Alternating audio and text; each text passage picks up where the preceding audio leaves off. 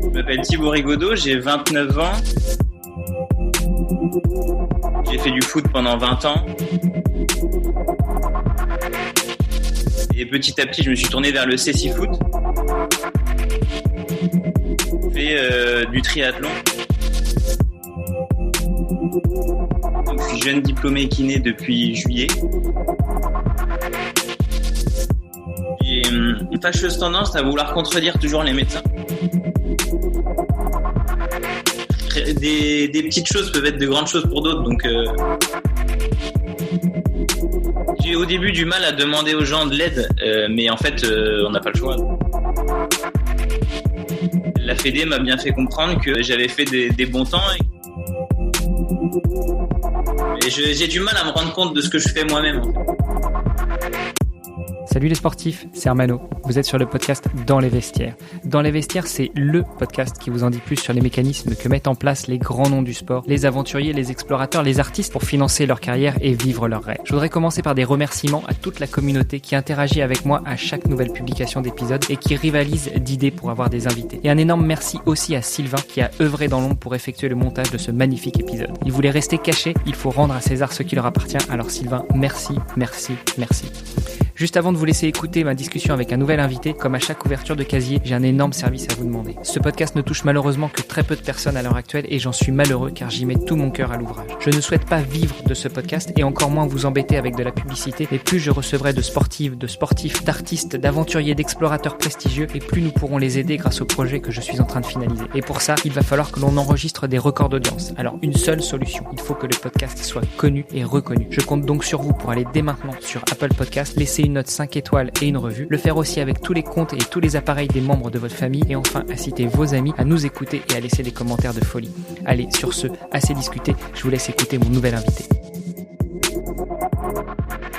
Salut les sportifs, bienvenue dans ce nouvel épisode du podcast Dans les vestiaires. Aujourd'hui, j'ai la chance de recevoir un grand sportif, triathlète. Et oui, moi aussi, en ancien triathlète, j'adore recevoir des triathlètes. Bref, je vais laisser la parole pour qu'il se présente. En tout cas, je suis très heureux parce que nous avons été mis en relation par quelqu'un qui le connaît, qui le suit et qui trouve que c'est un sportif exceptionnel. Alors, je suis vraiment très enchanté de te recevoir. Déjà enchanté. Pour ma part, donc je m'appelle Thibaut Rigaudot, j'ai 29 ans. Je suis originaire de Vendée où je suis en ce moment et sinon j'habite à Paris où j'ai fait mes études de kiné là pendant 4 ans, je viens de terminer, donc je suis jeune diplômé kiné depuis juillet.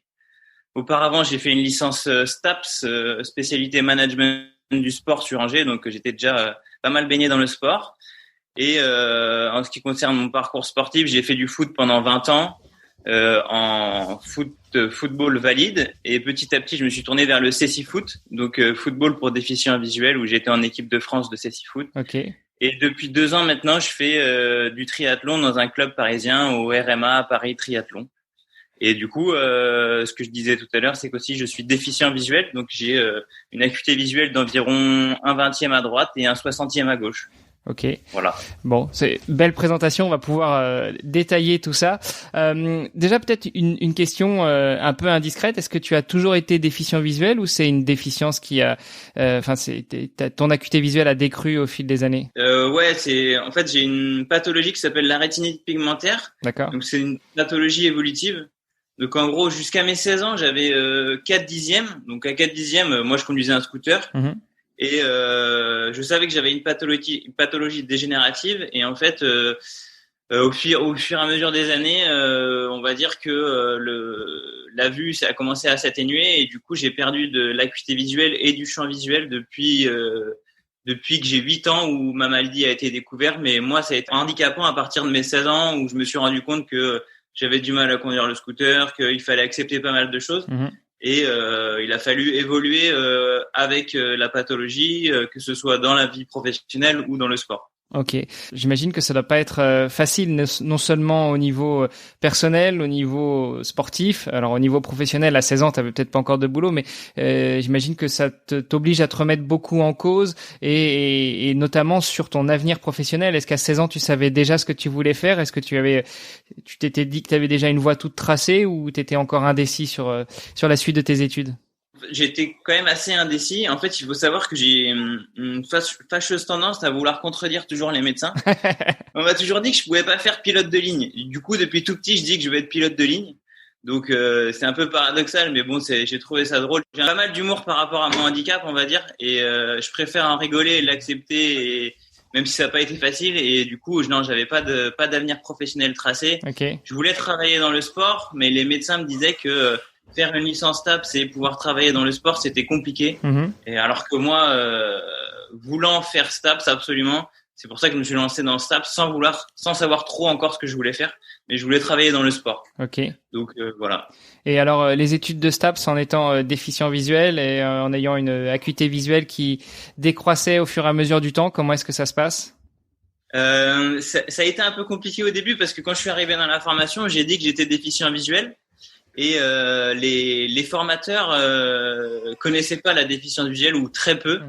Et l'adaptation par rapport au handicap visuel a été compliquée à mettre en place. Donc la première année, ça a été une première année, on va dire, d'essai où moi je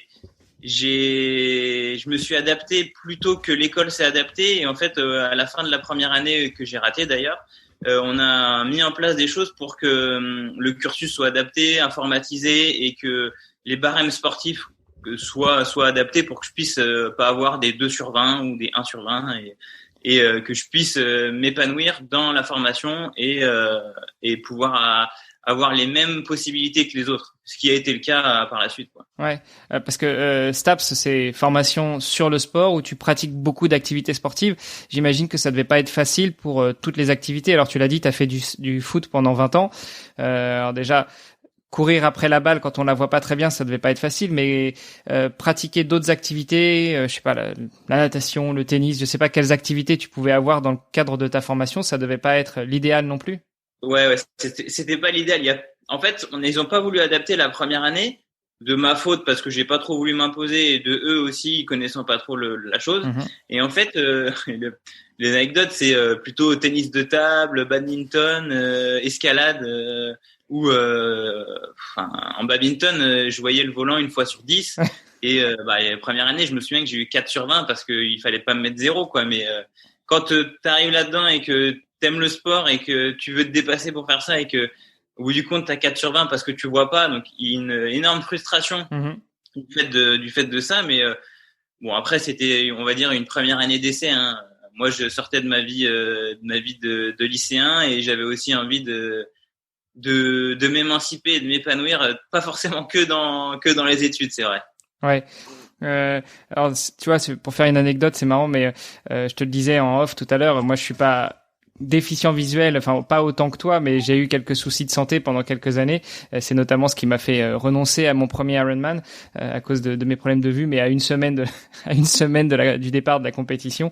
Et c'est vrai que c'est le genre de handicap que les gens ne voient pas forcément. Quand t'es blessé à une jambe, enfin quand t'as une jambe en moins ou les deux jambes en moins, quand t'as un membre en moins, ça se voit. Et donc les gens comprennent ton handicap. Quand tu parles de déficience visuelle et pas forcément de cécité totale, mais de déficience visuelle, les gens ont du mal à l'intégrer. Et je pense que ça doit pas être facile tous les jours quand c'est au point que toi tu rencontres. Et d'autant plus dans ton métier, quoique peut-être que justement on parle des sens qui se développent quand on commence à perdre la vue. Un métier de kiné justement doit beaucoup aider. Enfin, si tu veux, le fait de ne pas voir aussi bien que les autres et donc d'avoir des sens qui sont plus développés, notamment le sens du toucher, le sens du ressenti, doit aider dans ton métier de kiné. Ouais, c'est sûr que de ce point de vue-là, j'ai entre guillemets de la chance. En fait, ce qu'il faut savoir, c'est que on n'est pas meilleur, les malvoyants, les non-voyants. Je pense qu'on n'est pas meilleur à la base qu'une personne valide, mais on a tendance à beaucoup plus s'attacher sur le toucher, le ressenti qu'une personne valide. Et du coup, forcément, on va sentir plus facilement des choses et du coup, on va pouvoir se focaliser sur les choses qu'on sent, alors que personne valide va peut-être passer dessus sans forcément trop s'arrêter, alors que peut-être que ça peut être important et du coup. On est plus attentif, on va dire. Ouais. Du fait qu'on voit pas. Par contre, pour tout ce qui est études, ça doit être beaucoup plus compliqué parce que pour voir tous les schémas musculaires, tous les schémas osseux, pour analyser tout ça, ça doit être plus compliqué. Ouais, c'est vrai que c'est plus compliqué, mais on est dans une enfin donc ma copine est aussi malvoyante et du coup on est tous les deux on a tout l'été dans une école spécialisée pour déficients visuels. Okay. Et le jour de la rentrée, on nous donne un hémisquelette. Donc comme ça, on a les os entre les mains, comme ça en cours d'anatomie, de palpation, on nous décrit l'os et nous on l'a dans les mains, donc on peut tout de suite se rendre compte des choses que dans les écoles valides souvent il n'y a pas. Donc c'est un gros avantage. Et après, oui, les schémas, nous, on est un peu plus en difficulté parce que on a tout sur l'ordinateur, mais il faut zoomer, il faut fatiguer. Ouais. Et moi, je prends l'exemple d'un non-voyant dans ma classe qui est impressionnant en termes de connaissances en anatomie.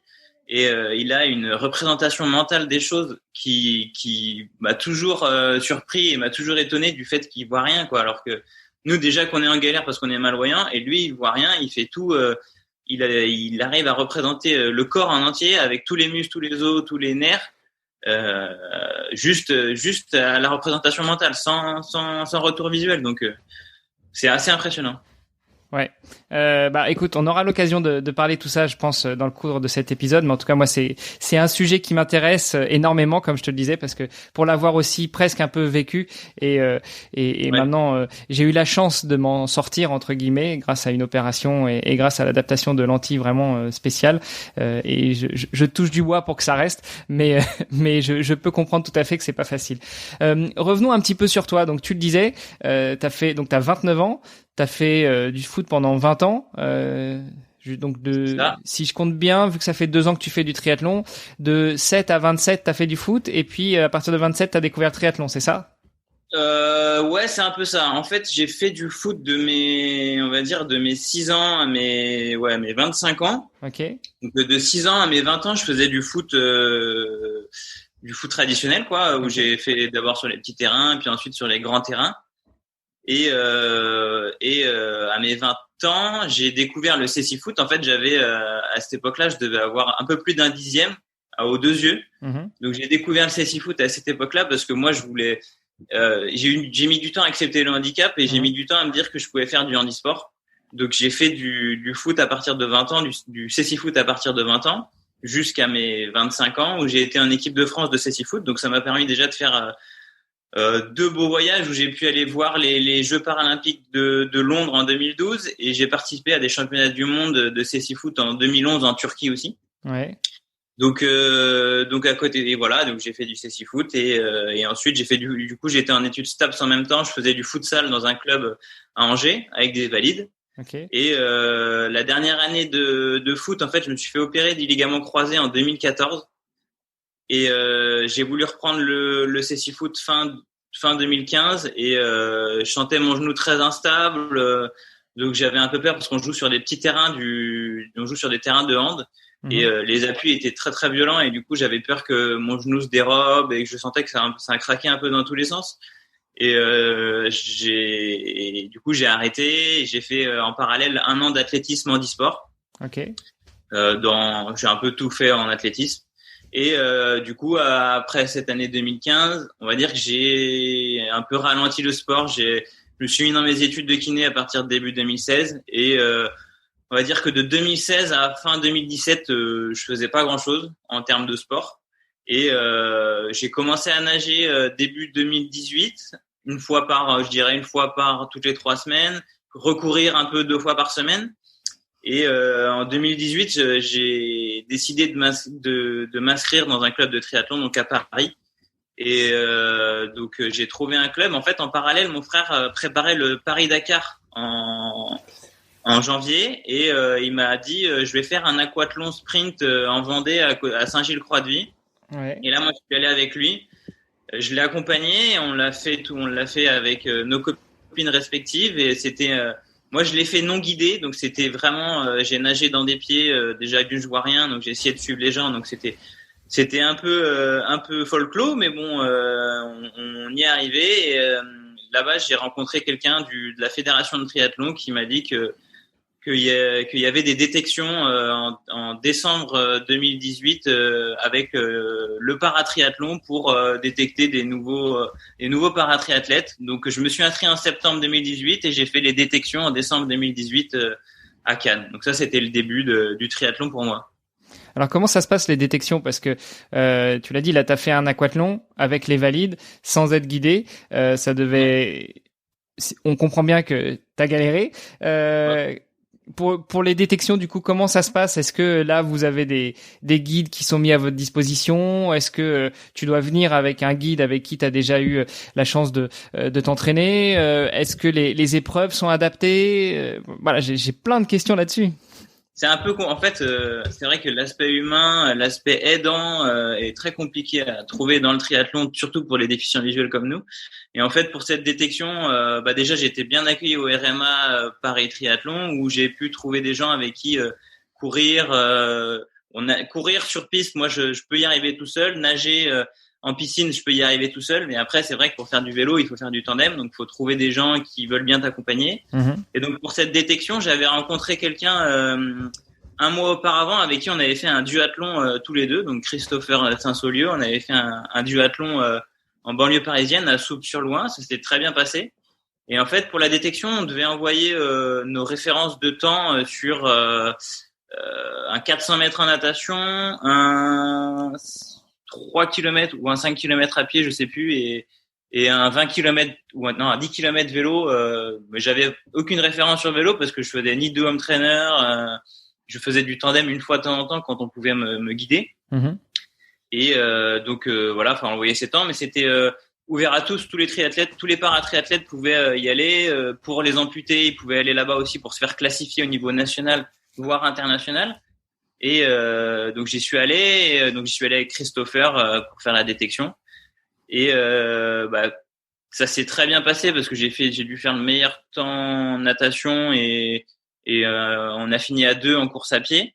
Et là-bas, il y avait un guide de banlieue parisienne qui fait de la D1 de duathlon et de la D2 de triathlon que j'ai rencontré là-bas. Donc Romain Pozzo di Borgo, avec qui on a créé un peu des liens pour pouvoir continuer à moi m'entraîner et que la Fédé m'a bien fait comprendre que j'avais fait des bons temps et qu'il y avait peut-être quelque chose à faire par la suite pour peut-être performer au niveau national, voire international, qui sait. Et voilà comment ça a commencé. Waouh. Belle histoire. Et alors du coup sur la partie natation, alors on le rappelle pour les auditeurs qui connaissent pas forcément le triathlon, je doute qu'il y en ait, mais on va quand même le rappeler, notamment que j'ai déjà eu Cédric Fleurton à ce micro, j'ai déjà eu Frédéric Bellobre, donc je pense que nos auditeurs savent maintenant ce qu'est le triathlon. Toujours est-il que le triathlon, c'est natation, vélo, course à pied, des distances les plus courtes jusque à l'Ironman, voire même jusque au multi-Ironman. En paratriathlon, est-ce qu'il y a des distances qui sont définies ou ce sont les mêmes que les distances pour les valides entre guillemets? Après, le paratriathlète peut faire toutes les courses qu'il veut. Bon, tu peux t'inscrire dans un triathlon, n'importe quel triathlon, mais les courses labellisées paratriathlon, c'est sur des distances sprint, donc 750 mètres de natation, 20 km de vélo et 5 km à pied. Okay. Et voilà, ça a été fait pour que, en fonction du handicap, ce soit pas trop long pour certains, que ça puisse pas être blessant pour d'autres en fonction du handicap et que ce soit accessible un peu à tous à la base. Ouais. Oui, parce que j'imagine qu'un Ironman, quand t'es amputé, 42 km sur les lames, ça doit quand même pas être l'idéal pour les non, c'est sûr. sportifs. Enfin, moi, les membres de l'équipe de France qui sont amputés, on va dire que c'est assez blessant. Ils sont toujours en train de regarder leur moignon pour savoir s'il n'y a pas des plaies ou s'il n'y a pas des choses qui sentent pas. Et oui, un Iron, c'est un défi pour un amputé, mais ça peut être aussi un calvaire, quoi. Ouais. Donc du coup, tu disais que les courses labellisées paratriathlon, elles se courent sur du sprint. Malgré tout, tu peux t'inscrire dans n'importe quelle autre course, pour autant qu'ils acceptent les handisports. Comment ça se passe? Alors, on voit bien le tandem sur le vélo, on voit bien le guide en course à pied. Sur la partie natation, est-ce que tu es guidé ou tu es seul? Et dans ce cas-là, si tu es seul, comment tu fais pour te repérer dans l'eau? Alors, à l'entraînement, il faut savoir qu'on est souvent seul en piscine. Enfin, moi, je nage seul en piscine parce que j'arrive globalement à voir la ligne qui est au fond de l'eau et je me dirige en touchant un peu les lignes d'eau de temps en temps sur le côté. Puis j'imagine que tu comptes les mouvements. Après, pardon? J'imagine que tu comptes les mouvements. En dos surtout, je compte tous les mouvements parce que voilà. Et puis en crawl, oui, je connais à peu près mes coups de bras sur des bassins de 50, bassins de 25. Ouais. Donc ouais, on est un peu tout le temps en train de compter, mais moi j'aime bien compter, donc ça me dérange pas. J'ai un peu des tocs en termes de comptage, parce qu'on est toujours en train de se repérer, on va dire. Je pense que c'est pour ça.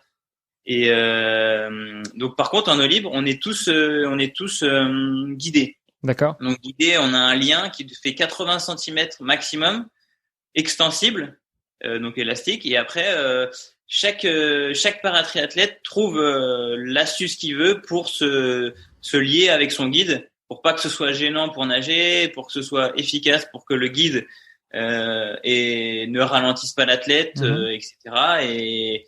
Et savoir se placer en fonction des bouées qu'il va y avoir. Enfin, il y a pas mal de codes à mettre en place et pas mal d'entraînement à faire à deux en eau libre avant de savoir bien nager sans se rentrer dedans, sans trop s'écarter. Donc il y a pas mal d'aspects à prendre en compte, quoi.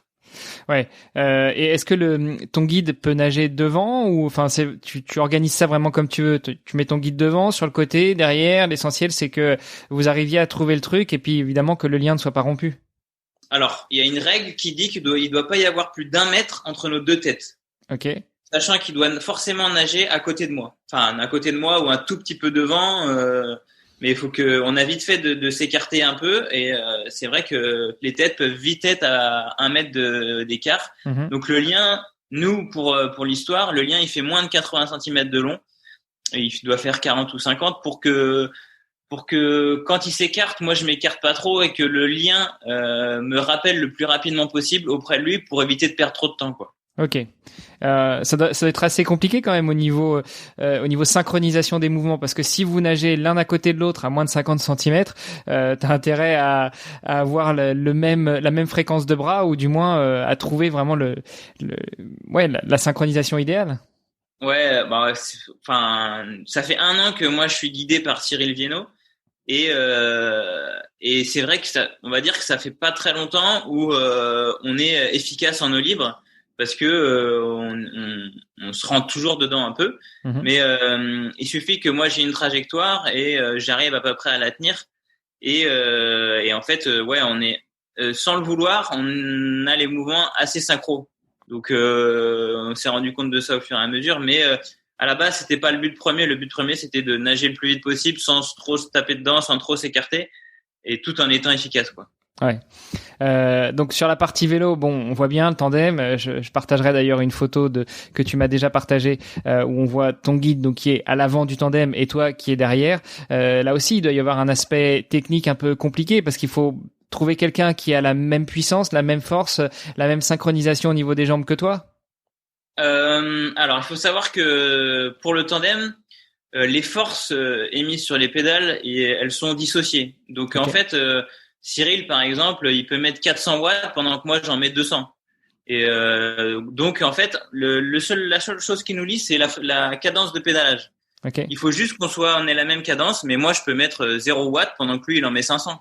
Le but, c'est d'avoir le meilleur ratio de force sur les pédales pour qu'on aille le plus vite possible, mais c'est complètement dissocié des forces qu'on met. Donc ça, c'est une question qu'on me pose souvent quand je sors avec des nouveaux pilotes. Ils me disent mais non, mais moi je vais pas y arriver, tu vas appuyer plus que moi ou moins que moi, enfin peu importe.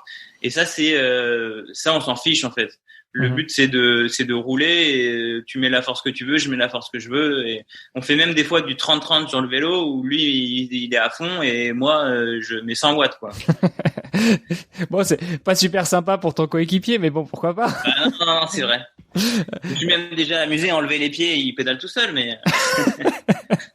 Non, voilà. Et après, il y a beaucoup de codes sur le tandem, par exemple. Au début, on se mettait pas en danseuse. Et vu que moi je le vois pas très bien, donc quand on se met en danseuse, il faut se mettre en danseuse tous les deux, sinon ça déséquilibre complètement le tandem. Mm-hmm. Donc il y a des codes où maintenant il me dit danseuse et je sais qu'il va y avoir un top derrière. Okay. Et il dit top, et à ce moment-là on se met tous les deux en danseuse pour être efficace et non plus et pas être en déséquilibre complet. Voilà. À l'entraînement, il m'indique plus les virages, alors qu'au début de la pratique, tous les virages il me les indiquait, tous les dodanes, toutes les choses. Et en fait au fur et à mesure de l'activité, j'ai appris à ressentir les choses derrière le guide.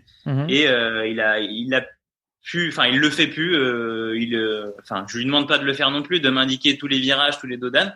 Et c'est devenu un peu une routine où c'est naturel. Et par contre, en course, il me dit 300 mètres virage à droite. Donc là, je sais qu'il va ralentir le pédalage. Donc moi, je dois moins forcer sur les pédales aussi pour éviter de mettre des à-coups dans ses jambes. Enfin, c'est tout un cheminement un peu huilé, quoi. Enfin, il faut continuer à l'huiler, mais ça commence à être assez naturel avec des relances en danseuse. Enfin, tout est codifié pour qu'on perde le moins de temps possible, en fait. Ouais. Donc, beaucoup de travail. Déjà, à la base, pour être un triathlète émérite, il faut beaucoup bosser, beaucoup s'entraîner. Mais alors, en plus, quand ça doit se faire de concert avec un guide, j'imagine que c'est un truc de fou. Ouais, c'est un truc de fou, mais on va dire, j'ai choisi de faire un truc de fou, parce que c'est le triathlon, c'est un sport compliqué. Il faut savoir que les triathlètes s'entraînent beaucoup comparé à d'autres sports, parce qu'il faut s'entraîner dans les 3 disciplines. Et en plus de ça, il y a l'aspect de la déficience visuelle qui rentre en compte chez nous les malvoyants.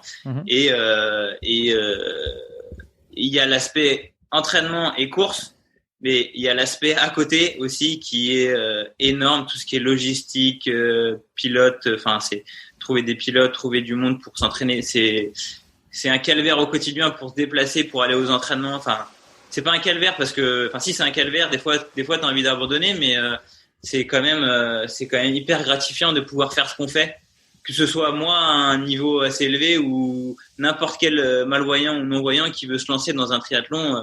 Il faut quand même beaucoup de ressources, que ce soit financières, matérielles, humaines. Donc chapeau à tous en tout cas.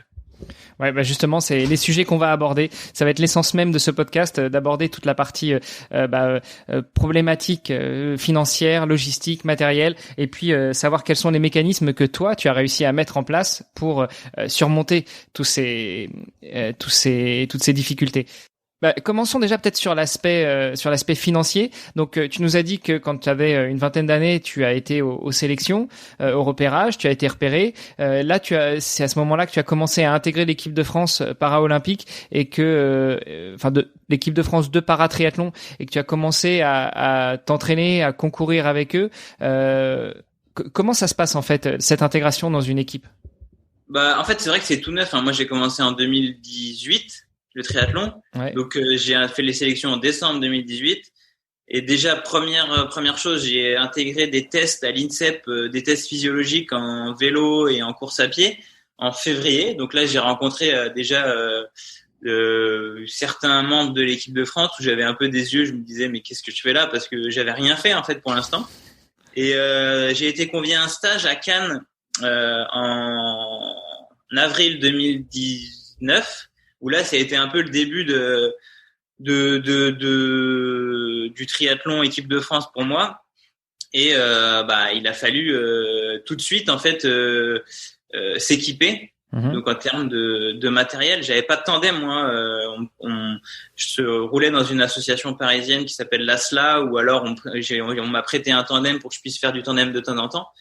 Mais déjà, premier investissement, quand on commence le triathlon, tout est cher. Que ce soit, faut s'équiper dans les 3 disciplines, donc c'est assez cher. Et là, un tandem, j'ai acheté un tandem d'un paracycliste malvoyant aussi. Donc ça a été un coût de base assez important, c'est de l'ordre de 3 000 €. Donc pour commencer, quand t'as rien fait, c'est quand même un investissement, sachant qu'on est logé à Paris dans un appartement qui coûte forcément cher puisqu'on est à Paris. Donc il a fallu jongler dans tout ça, et moi j'ai voulu m'investir à fond parce que je me dis que c'est maintenant ou jamais de pouvoir créer et faire de belles choses dans le triathlon avant de pouvoir m'investir à fond dans ma vie professionnelle.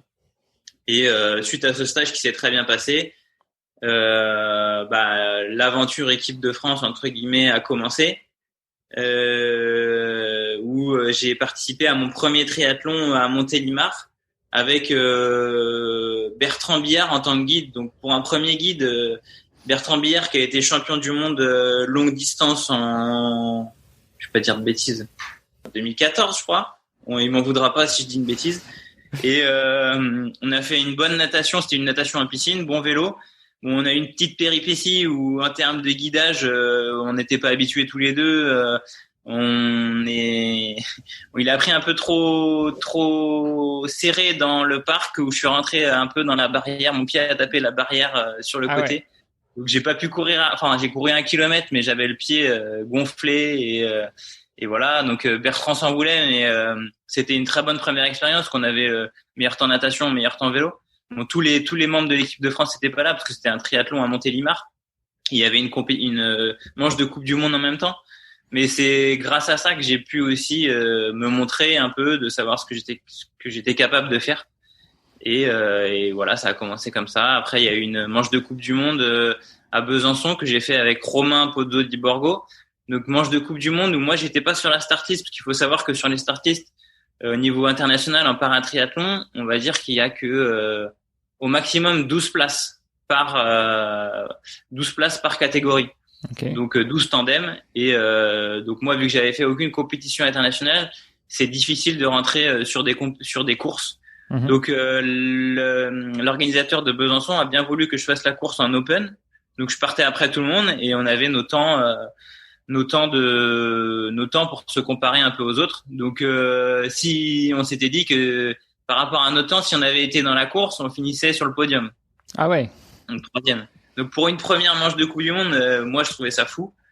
Et c'est là que ça a commencé. Où après 3 semaines après, on nous a proposé avec Cyril Viennot. Donc Cyril Viennot qui avait fait sa première course à Besançon en même temps que moi avec un autre paratriathlète français. Et on lui a proposé de faire guide pour moi pour une première manche de Coupe du Monde au Canada. Mmh. Et au Canada, donc il est venu 3 jours à Paris avant de partir au Canada. Donc on se connaissait pas, hein. On a fait donc il a fait formation accélérée de tandem. On a roulé dans Paris. Donc pour une première, on est allé à l'hippodrome de Longchamp rouler. Ça a été un peu laborieux pour tous les deux. Ouais. Et on est parti au Canada et première manche de Coupe du Monde, on fait 3 au Canada, donc à 6 secondes du deuxième. Donc pour nous c'était, pour moi déjà j'étais un peu sceptique avant de partir. Je me disais mais qu'est-ce que je fais là, j'ai encore rien fait. On me dit d'aller faire une Coupe du Monde au Canada et ça s'est très bien passé. Donc on est revenu et avec une 3e place. Donc là c'est là où le projet équipe de France a vraiment commencé parce que on a prouvé que on était capable de faire de belles places. Et c'est aussi là qu'a commencé ma recherche de financement. Parce qu'il faut savoir que aller au Canada, ça coûte cher, surtout pour une première course. Et la fédération de triathlon nous aide beaucoup sur les stages et finance tout ce qui est course labellisée championnat du monde, championnat d'Europe et Jeux paralympiques. Okay. Pour le reste des courses, les financements, c'est toi qui dois te débrouiller pour trouver de l'aide pour pouvoir participer à ces courses. Mm-hmm. Et voilà, et engranger des points pour se qualifier pour les Jeux paralympiques ou les championnats du monde. Et donc là, je sais plus. En gros, il faut savoir que le guide est censé rien payer. Donc l'athlète prend en charge le guide. Okay. Donc pour une première compétition, je disais que j'avais acheté le tandem 3 000 €. Pour une première compétition, je crois que ça a coûté 2 500 € pour 2. Ouais. Donc là, il a fallu rapidement trouver des fonds si je voulais continuer. Mm-hmm. Donc j'ai tapé avec ma copine un budget prévisionnel sur une saison de triathlon. Et ça peut vite chiffrer assez haut. Et mon école m'a orienté vers la Fondation Valentin Houy, qui est moi mon école c'est l'association, fait partie de l'association Valentin Houy, l'école de kiné. Okay. Et donc j'ai été orienté vers la Fondation Valentin Houy qui en parlant avec eux a tout de suite été accroché par mon projet et a tout de suite dit oui de manière enchantée à m'aider financièrement pour pouvoir continuer de performer et de me donner les moyens que je puisse pas être en galère sur pas mal de choses, que ce soit la logistique, le matériel. Et voilà, donc ça a été un premier déclencheur qui m'a dit ça y est, je peux faire du triathlon en me posant beaucoup moins de questions sur le financement de ma saison, même si c'était une très grosse partie qui m'ont pris en charge. Et il faut savoir que le reste était à charge, et une autre association qui s'appelle l'association La Maison des Aveugles, qui est basée sur Nantes, enfin Saint-Sébastien-sur-Loire exactement, qui aide au financement de chiens guides d'aveugles, de projets de malvoyants ou de non-voyants sur des projets sportifs. Donc qui est le président, qui est un ami à moi, donc il m'a tout de suite ouvert les bras en me disant bah oui, nous aussi on peut t'aider, surtout si tu on te connaît parce que j'ai joué au foot avec lui au CSI Foot dans la même équipe, donc on sait que moi j'ai toujours l'envie d'aller plus haut, de me dépasser, et ils m'ont dit oui, y a pas de problème, on va t'aider, et si tu vas aux Jeux paralympiques, nous on sera très heureux pour toi et puis pour nous, quoi. Donc j'ai c'est cette fondation Valentin Oui et l'association La Maison des Aveugles ont été un coup de pouce pour moi je les remercierai jamais assez d'avoir pu me permettre de faire ça. Donc voilà, ça a commencé comme ça. Ça a commencé comme ça. Alors, tu nous as dit tout à l'heure, la Fédération française de triathlon aide beaucoup pour les stages. C'est aide beaucoup ou ils prennent juste tout en charge? Qu'est-ce qui reste à ta charge en fait sur les stages d'entraînement? Et puis après, sur la partie entraînement régulière au quotidien, qu'est-ce que tu estimes comme budget? Alors, on parle pas encore des compétitions, mais qu'est-ce que tu estimes comme budget, toi, à avoir besoin pour entretenir ton tandem, trouver des pilotes, les faire venir éventuellement jusqu'à toi pour s'entraîner, tout ce genre de choses? La Fédé, sur les stages, la Fédé prend tout en charge. Okay. Donc déjà ça fait un coup en moins, on n'a rien besoin de s'occuper. C'est juste du déplacement qui est une sacrée galère, je raconterai ça. Et après pour les stages, et aussi on a des aides personnalisées du fait d'être sportif de haut niveau. Okay. Donc je crois que c'est 2 000 € d'aide personnalisée annuelle. Donc ça c'est quand même un sacré coup de pouce. Et après pour tout ce qui est au quotidien, moi j'ai budgétisé une saison avec les compétitions de environ 40 000 € avec le guide tout compris, et les stages perso organisés à côté, où par exemple Bertrand Billard est mon entraîneur et aussi un de mes guides, donc on essaye de se retrouver 1 à 2 fois dans l'année pour faire 1 à 2 semaines de stage ensemble. Pareil avec Cyril. Donc après Cyril par exemple m'a accueilli chez lui, donc là j'ai rien eu besoin de financer à part le déplacement. Donc en gros il faut compter, on va dire 1 000 € par semaine de stage hors fédération pour 2. Donc ça commence à faire. Donc voilà, après pour tout ce qui est entretien du tandem, matériel, combinaison, parce qu'une bonne combinaison ça coûte cher. Ça chiffre vite. La fondation Valentin Oui a monté un projet pour m'aider à financer un nouveau tandem. Donc là on a sauté sur l'occasion il y a maintenant 8 mois. Et donc il faut savoir que ils ont réussi à récolter une bonne partie des fonds, sachant que le tandem c'était tout compris avec les 2 paires de roues, c'est 16 000 €. Donc donc c'est pas une petite somme, et la fondation a récolté des dons auprès de personnes pour pouvoir m'aider à financer une partie du tandem. Les 2 tiers du tandem. Donc moi pour l'instant j'ai pas à me plaindre, même si je roule pas sur l'or du tout, et puis j'ai encore pas de référence au niveau international, de vraies références sur les compétitions internationales, parce que cette année déjà on n'a pas pu courir avec le Covid. Donc en espérant que ce soit le plus rapidement possible pour qu'on puisse s'exprimer, parce que depuis 1 an, on va dire que j'ai fait pas mal de progrès dans les 3 disciplines, et le fait d'avoir du nouveau matériel, d'avoir mis en place des choses avec Cyril, mon guide, la fédération, et de mon côté, on laisse de moins en moins de place aux choses un peu du matériel un peu obsolète ou des choses comme ça. Donc on se donne les moyens de performer le plus possible. Bon, malgré que c'est un coût, mais il faut toujours se donner les moyens. Et après, c'est vrai que on est toujours en recherche permanente de soutien, d'aide financière, etc. pour pouvoir continuer le triathlon dans de bonnes conditions, quoi. Ouais, c'est sûr que tu le dis, tu as beaucoup progressé dans les 3 sports ces 12-18 derniers mois. En ayant fait une première expérience où tu montes sur le podium, je pense que là, il y a pas photo. Là, tu vas tout exploser une fois que tu vas prendre le départ d'une grande course internationale.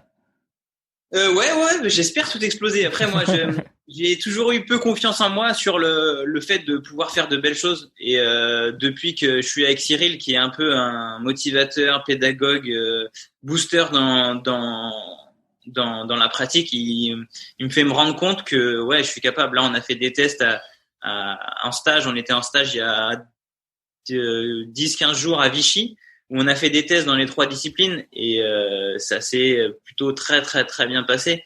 Donc au-delà de nos espérances à tous les deux.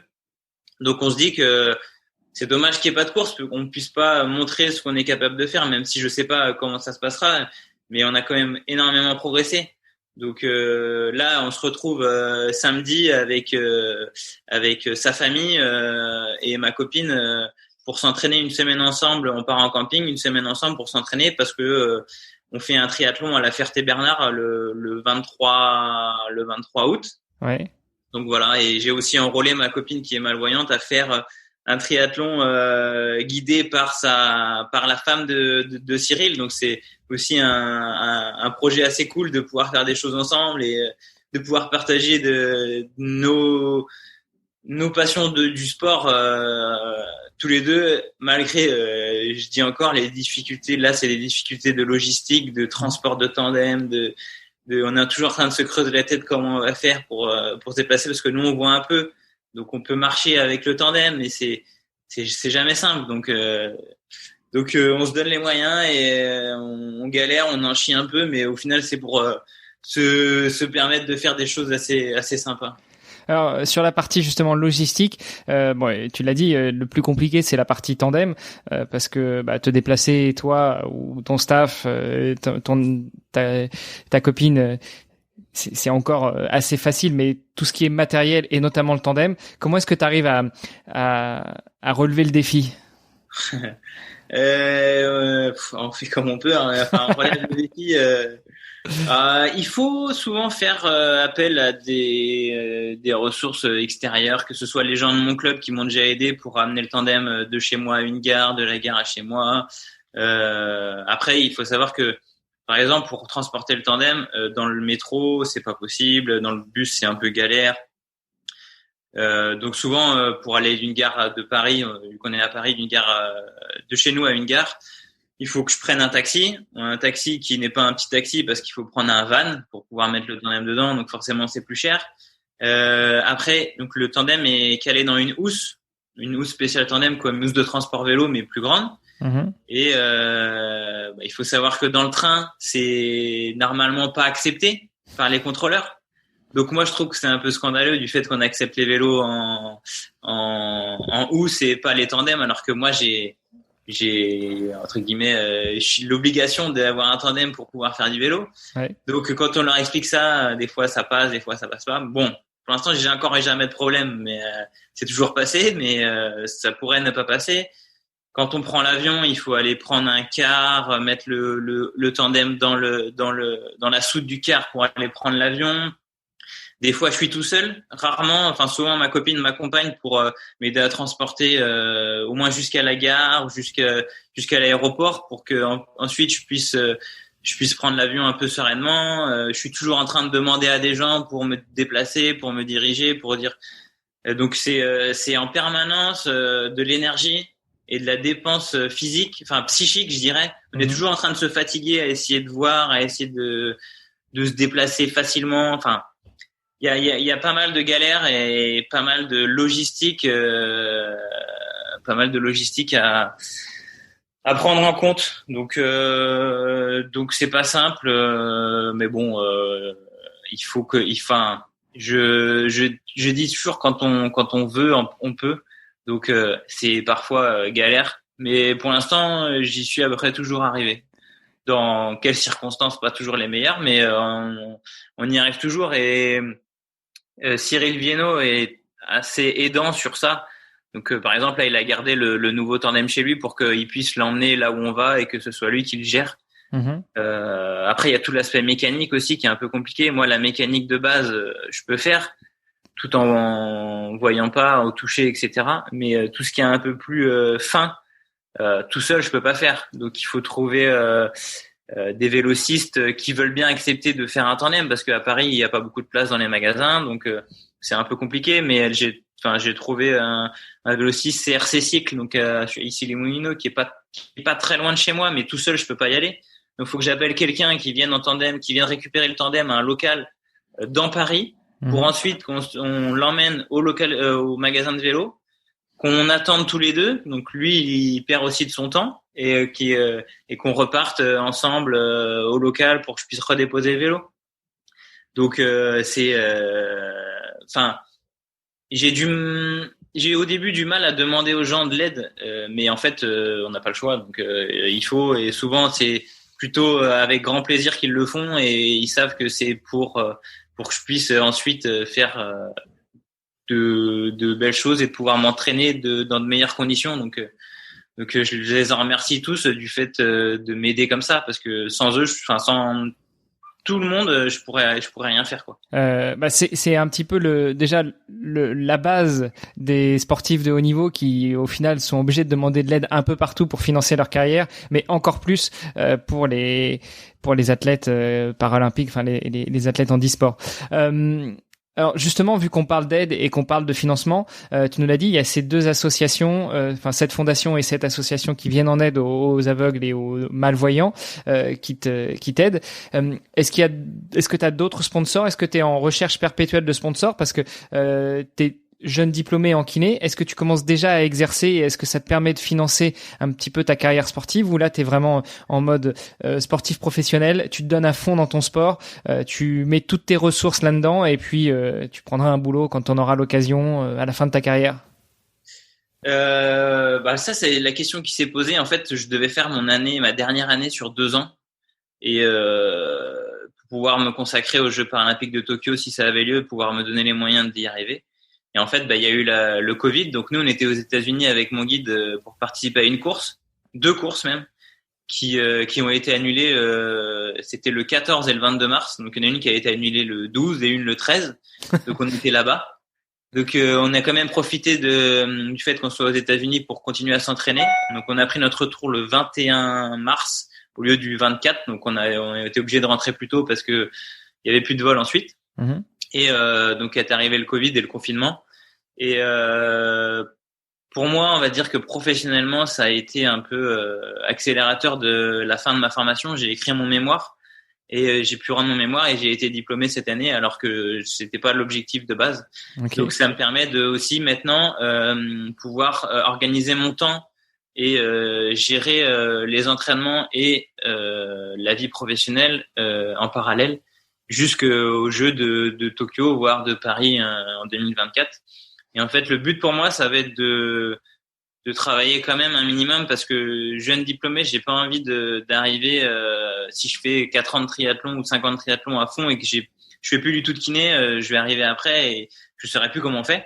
Donc je vais travailler, je pense à partir de septembre ou octobre, dans un cabinet libéral où je ferai entre 10 et 20 heures de travail dans la semaine pour pouvoir me dégager du temps pour essayer de m'entraîner l'hiver 15-20 heures dans la semaine pour essayer de continuer de progresser. Okay. Donc ça c'est l'objectif, et à côté de ça, oui, on est toujours en recherche de partenaires, de financement, mais aussi de matériel. Moi, je sais que de par mon frère qui travaille dans le milieu du motocross, il y a un peu des équipementiers qui sont proches de la moto. Donc J'ai des équipementiers j'ai Gaërne qui me donne du matériel, Vetiver Sport c'est une marque d'équipement de running basée à La Réunion qui me suit. Et puis après, via Cyril Viennot, donc ses partenaires, il a réussi aussi à m'aider dans l'équipement et voilà. Donc tout ce qui est équipement, maintenant je commence à être pas mal équipé, même s'il faut toujours trouver des équipements. Et pour ce qui est du financement global, oui, j'ai créé un book avec un ami photographe, donc qui m'a pour démarcher des partenaires, mais ça prend énormément de temps. Et avec la période actuelle, la crise sanitaire, etc., on a beaucoup moins de retours positifs qu'on pouvait avoir avant. Depuis 2019, il y a aussi un laboratoire parisien qui me suit, qui s'appelle ACM Sport, et grâce à un membre du club de triathlon qui a pu m'aider dans ce partenaire-là, qui le connaissait, donc ça c'est compliqué, mais je suis toujours à la recherche de partenaires pour. En fait, le but c'est pas forcément de se payer, mais c'est de pouvoir faire une saison où ça nous coûte rien, quoi. Oui. Donc il faut savoir qu'à côté de ça, le fait que je sois déficient visuel, j'ai une allocation qui peut m'être versée en fonction de mon salaire. Donc plus mon salaire est haut, moins l'allocation est grosse, etc. Et donc ça c'est aussi un coup de pouce entre guillemets par rapport au handicap. Ça c'est quand même un coup de pouce malgré qu'on ait un loyer parisien qui soit très cher. Et voilà. Disons que ça te permet de mettre le beurre dans les pâtes, mais il faut quand même acheter les pâtes tous les jours. Ouais, tout à fait. On n'est pas trop pâtes, mais ouais. Bon, c'était pour la métaphore, pour l'image. Ok. Écoute, c'est super intéressant tout ce que tu nous racontes. Alors, on sent bien qu'il y a beaucoup de difficultés à surmonter, non seulement d'un point de vue physique, d'un point de vue logistique, évidemment d'un point de vue financier, que malgré tout, tu arrives à surmonter tout ça avec l'aide de beaucoup de gens, avec l'aide de ta copine, avec l'aide de toutes ces personnes à qui tu as osé maintenant faire la démarche de demander de l'aide. Et franchement, c'est tout à ton honneur. Je crois que la seule chose qu'on peut te souhaiter, c'est de réussir et de performer. Si j'ai bien compris, donc là, vous vous prépariez pour Tokyo 2020, qui pour l'instant est reporté à 2021, ce qui veut dire que tu te préparais pour une qualification à Tokyo aux Jeux Paralympiques, où vous êtes déjà sélectionné et vous avez déjà votre billet pour les prochains Jeux Olympiques, prochains Jeux Paralympiques. Ouais, on se préparait, on va dire, parce que pour l'instant, en fait, il y a un ranking, un classement paralympique qui est sur l'année. Normalement, c'était juin 2019 à juin 2020, où les 3 meilleures courses étaient prises en compte, les courses qui marquaient le plus de points. Donc, on avait un classement paralympique, et c'était les 9 meilleurs qui avaient un quota, couvraient un quota pour leur pays pour avoir un billet pour Tokyo. Et aujourd'hui, nous, on est 12e au ranking paralympique. Et les 2 autres Français doivent être 5e et 6e ou 4e et 5e, je sais plus exactement. Et en fait, les 2 autres Français vont sûrement ouvrir des quotas. On verra bien en fonction des autres courses qui vont venir pour Tokyo. Mais après, le quota n'attribue pas le ticket pour Tokyo. Donc nous, on sait que pour l'instant, vu qu'on n'a pas fait beaucoup de courses et que pour l'instant on est derrière en termes de courses. Mais on va voir ce qui va se passer sur les prochaines courses et les tests aussi qu'on a fait à Vichy, vu qu'il va pas y avoir beaucoup de courses, vont sûrement être pris en compte pour la sélection à Tokyo. Donc on continue de s'entraîner et on espère qu'il va y avoir des courses pour pouvoir essayer d'être devant tout le monde. Donc là est la question. Donc les quotas vont être ouverts sûrement par la France pour 2 quotas. Et après, la Fédé peut décider d'emmener un binôme, 2 binômes ou pas de binôme. Ça, c'est fonction de la fédération qui mise aussi sur des potentiels médaillables. Donc, donc on verra. Les courses qui vont marquer des points pour le ranking paralympique réouvrent normalement en janvier 2021 jusqu'à juin 2021. Okay. Donc pour l'instant, les courses qui arrivent, c'est des courses pour s'entraîner, marquer le coup et montrer qu'on est là. Et ensuite, les courses qui vont marquer des points pour le ranking paralympique vont commencer à partir de janvier 2021. S'il y a des courses, bien sûr. S'il y a des courses, ouais. Si on se retape pas une deuxième vague de crise sanitaire.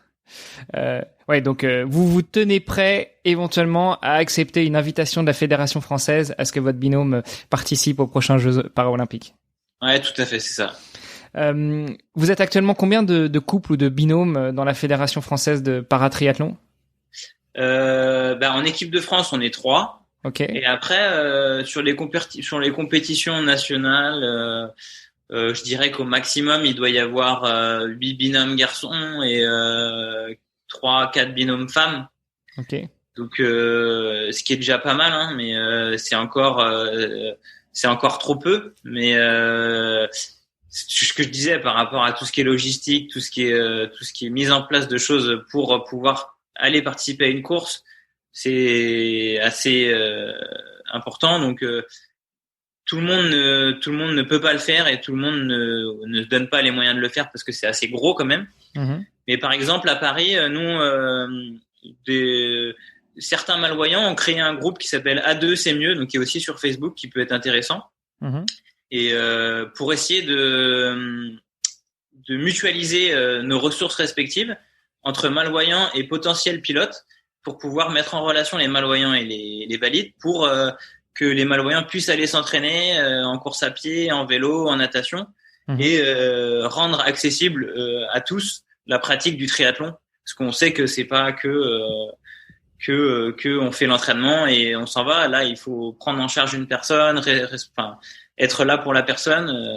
Donc il y a ce groupe-là sur Facebook, surtout en région parisienne, qui fait ça, et aussi La Belle Paire qui est sur Facebook, qui essaye de mutualiser aussi ça. Par exemple, quand je viens en Vendée, m'est arrivé d'envoyer un message sur le groupe pour pouvoir rouler avec quelqu'un, et j'ai eu la chance de pouvoir rouler avec certaines personnes grâce à des groupes comme ça. Donc c'est hyper sympa et hyper on va dire prometteur pour la suite, pour que les personnes en situation de handicap puissent plus facilement faire du sport, surtout les déficients visuels, où nous on est entre guillemets peu autonome par rapport à une personne amputée ou même en fauteuil pour se déplacer. Souvent ils sont en voiture et ils ont beaucoup plus de facilité à se déplacer, mais voilà, il y a des difficultés pour tous de toute façon.